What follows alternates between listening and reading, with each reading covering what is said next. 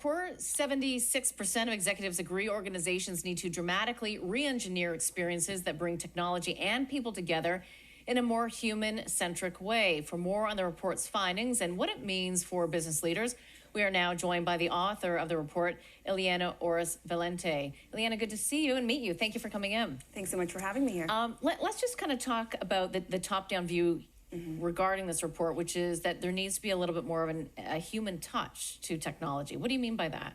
Absolutely. So the report in question is Accenture's technology vision. It's an annual report that we put out. And the meta theme from this year's report is around this notion of a tech clash. So the gap— A tech clash. Clash, Okay. exactly. Not a tech clash or the backlash against technology companies, but rather a mishmash of expectations between what consumers want and what organizations are delivering in terms of products and services today. And so what does that mean in terms of how business leaders should be thinking about embracing technology?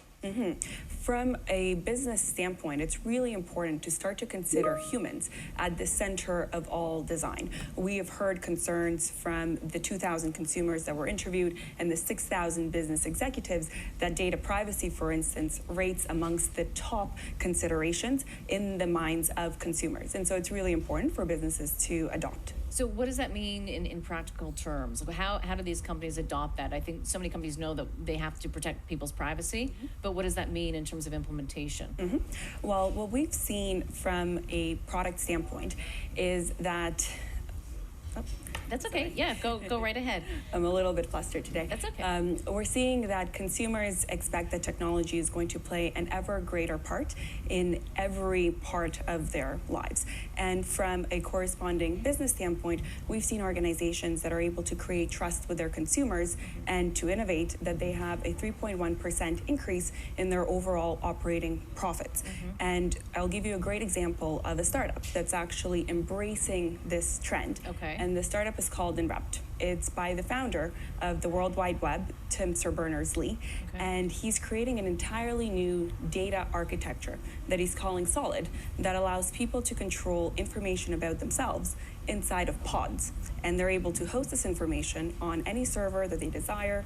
They're able to allow access or revoke access from organizations at any moment's notice to that personal information. And that's a completely different paradigm for users to show organizations that they're happy to provide information, so long as they're receiving adequate value in return. So where are we in that process? Because I don't think that many people are aware of that product offering per se. How well known is it? Some organizations are further along when it comes to implementing data protection mechanisms inside of their products than others, but we are seeing a trend in that general direction. What are some of the other key themes for this report that you guys are focused on? One of the other themes is around the eye and experience. And so people really do want personalization, but they also want more interactive experiences that are not one-sided. So I'll give you an example. In the Black Mirror episode that was aired in 2019, users actually had the opportunity to select the journey map for the characters. So depending on what options you selected throughout the show, you actually got to a different result.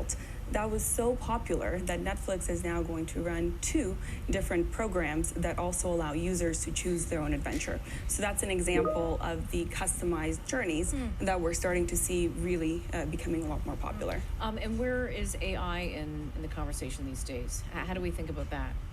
So the conversation around AI is shifting not towards simply automating away the tasks that exist today, but rather treating AI as an additional team member. And when you do that, it allows employees to feel less threatened from a job security standpoint, but actually to embrace this technology to allow them to go further and faster together. So, but where are we on that? Because it still seems as though jobs are being cut because of AI. So it's one thing to say, yes, we can all work together, AI and the human, but at the same time, too, I don't know that we're seeing that in practice, or are we? We actually are starting to see that in practice. There is a great example from McDonald's, and they're allowing their frontline employees to customize the menus through some of their drive-through locations based on the local patterns that they're seeing, what's most popular in their environment. It may seem like basic AI and automation behind the scenes, but really it puts autonomy back in the hands of the employee. And how are you expecting your clients to use this report, this information? This report provides 5 trends overlaid by this idea of a tech clash. We want our clients to read the report, understand what the trends are, but not simply adopt technology for the sake of adopting technology, which has mostly been the case, but rather to consider the impact that the technology has on a much broader number of stakeholders across the board. And so from an individual perspective, viewers at home listening to this, what do you think they might be able to take away from it? Maybe they work for companies that are obviously employing technology and maybe increasing that position. But what do you think the individual at home listening to this could be thinking about, or at work? At work, it's really important to share the perspective of all of the stakeholders that may be impacted by a new product or service that individuals who are listening in the audience could potentially be working on. And we're seeing that leaders are far more open to considering all of those perspectives above and beyond simply looking at what's going to drive the bottom line. Okay, Iliana, we'll leave it there. Good to see you and meet you. Thank you very much.